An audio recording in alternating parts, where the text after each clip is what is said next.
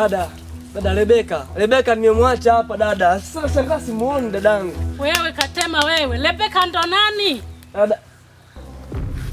Dada hata sielewi. Yaani sijui yani mpaka sasa hivi sielewi dada. Nani? Mbona sikuelewi? Dada leo kidogo nimpoteze mtu wa muhimu sana kutoka katika maisha yangu. Dada alikuwa hapa Rebeka dada. Rebeka ndo nani? Mbona kila muda Rebeka? Rebeka ndo nani? Mbona sikuelewi? Dada wewe huwezi ukanielewa. Leo kidogo nipoteze mtu wa muhimu hapa leo kutoka katika maisha yangu dadangu hapa. Nimeondoka nimemwacha hapa, lakini sasa nashangaa sijui yuko wapi, sijui ameenda wapi. Sijui aliendelea na hii shughuli yake hapa au ameamua kuondoka nyumbani dadangu. Unajua sikuelewi Katema. Kila muda Rebeka. Rebeka ndo nani? Kamba hii. Katema, naomba tuondoke nyumbani. Dada kirahisi hivyo. Dada unaona hivyo unaona lakini dada hii. Tuondoke. Tena nahitaji kumjua huyo mtu anayekuchanganya kiasi hichi sawa? Fanya tuitoe kwanza hii hapa. Anaweza karudi sasa huyu.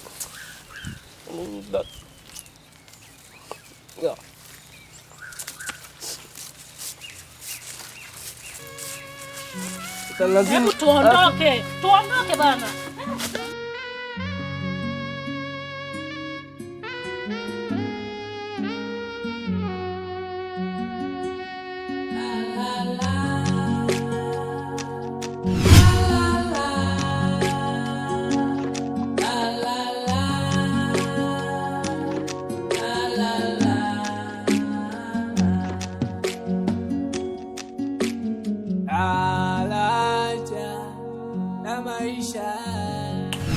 Kigoda.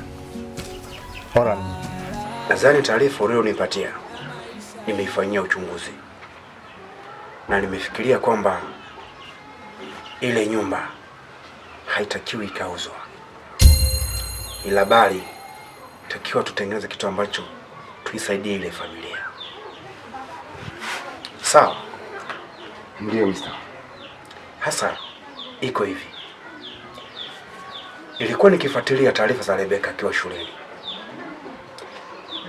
Nilikutana na taarifa moja alishawahi kujaza fomu za mikopo kwenye kampuni fulani. Lakini sikujua ile pesa alikuwa anaikopa kwa sababu gani. Hasa kwa sasa hivi nimeona haitapendeza ile nyumba ikiuzwa, ile familia itaingia kwenye changamoto. Sasa basi nitakiwa sisi wenyewe hapa tuvae husika ule wa kikampuni, tuvae ile mikoba. Sawa? Nitakutuma hapa kama vile mwakilishi wa kampuni ile alipojaza mikopo. Utafikisha huo ujumbe na huo mzigo, sawa, kama alivyokuwa ameomba mikopo yake. Sawa? Ndio basi. Sasa mimi nafikiria ni kwamba itakuwa pendeza zaidi na zaidi utaondoka hapa kwa kila nilichokwambia unakitekeleza na kinafika katika salama salimini kwa umakini zaidi. Sawa? Ndio bosi wangu. Nadhani wewe ni mtu mkubwa sana na tumefanya issue nyingi sana za kikubwa. Kwa sitaki uniangushe. Naomba mzigo ufike salama na ufike kwa wakati. Sitaki kusikia habari za nyenye zungukana sitaki. Nina maana yangu kubwa sana. Tukimsaidia yule binti itakuwa ni vizuri sana. Sawa? Ndio baba. Mzigo mwenyewe. Walotangulia wameshafika. Sawa.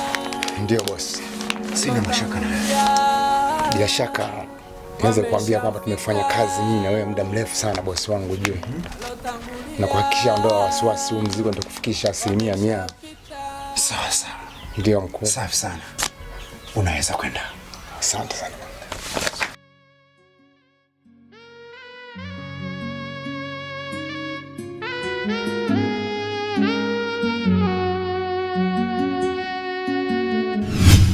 Ama nahisi kwangu limekatika,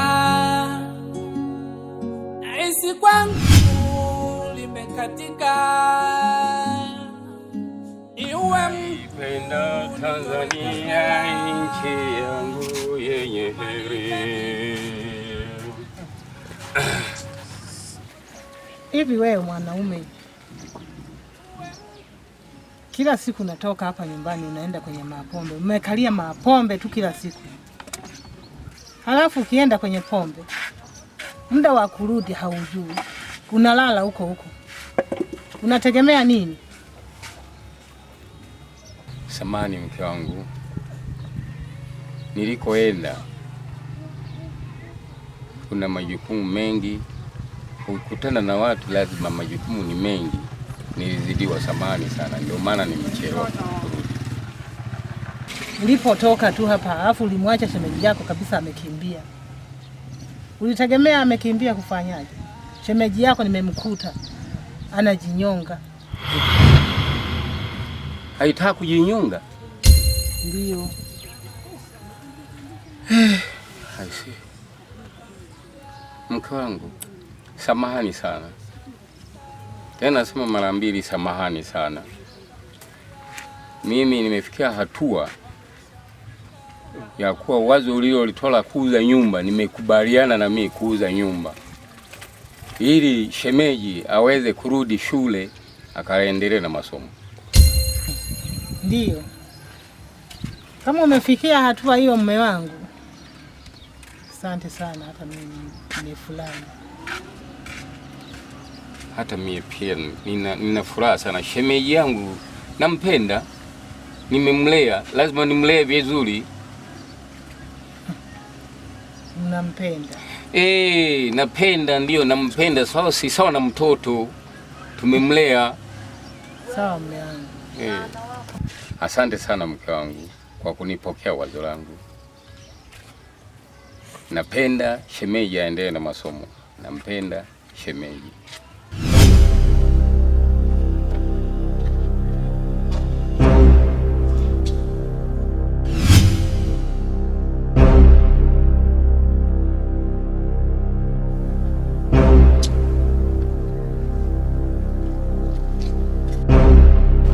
Wewe mwanangu.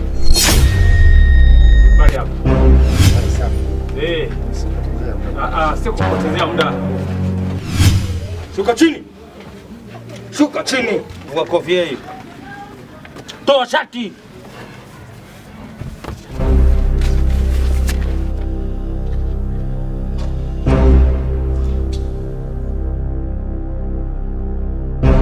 Ongea basi. Mwanangu, tukate. Lala chini.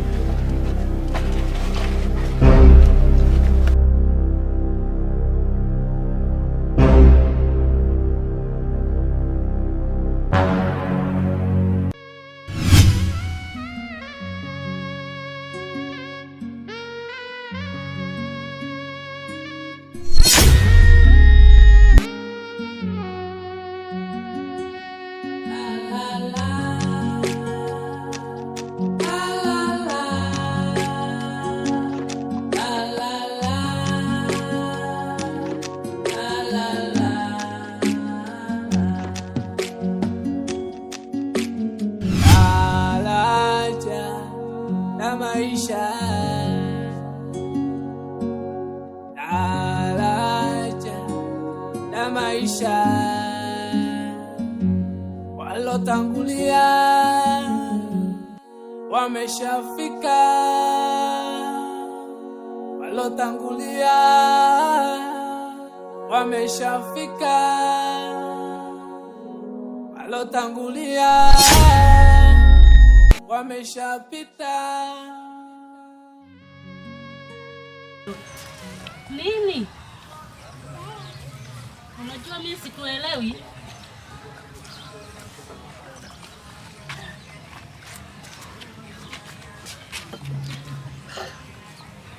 Katema, umefikia hatua hii?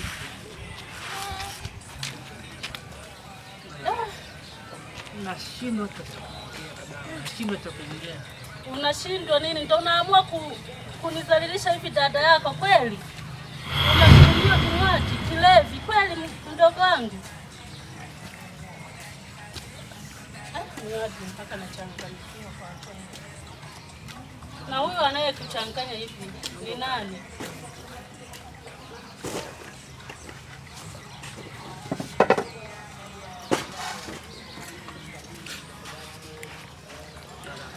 Katema,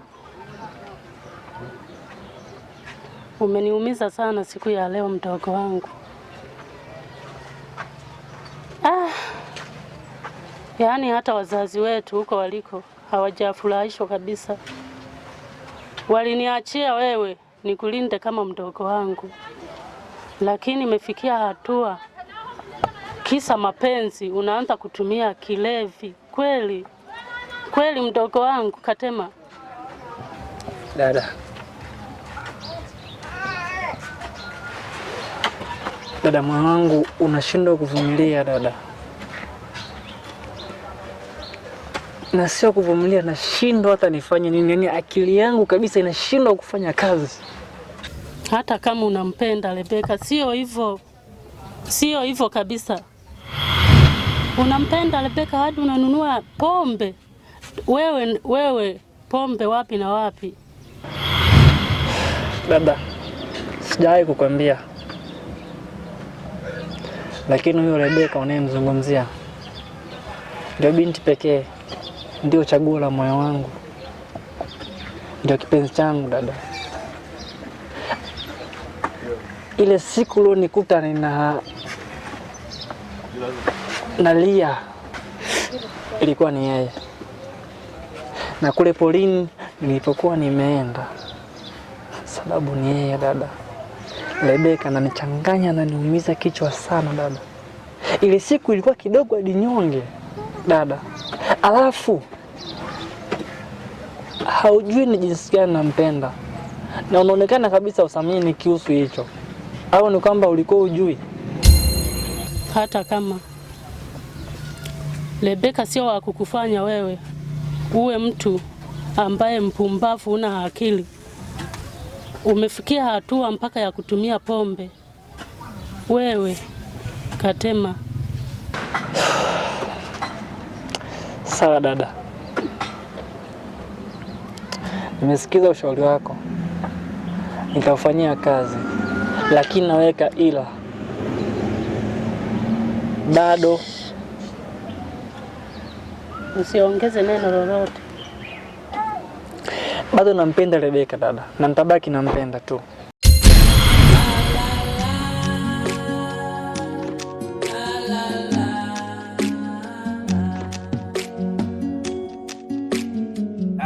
Alaja na maisha.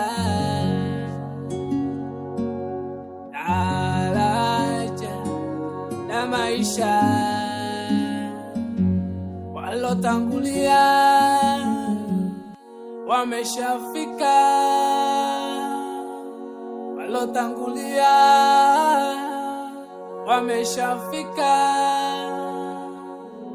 Walotangulia wameshapita.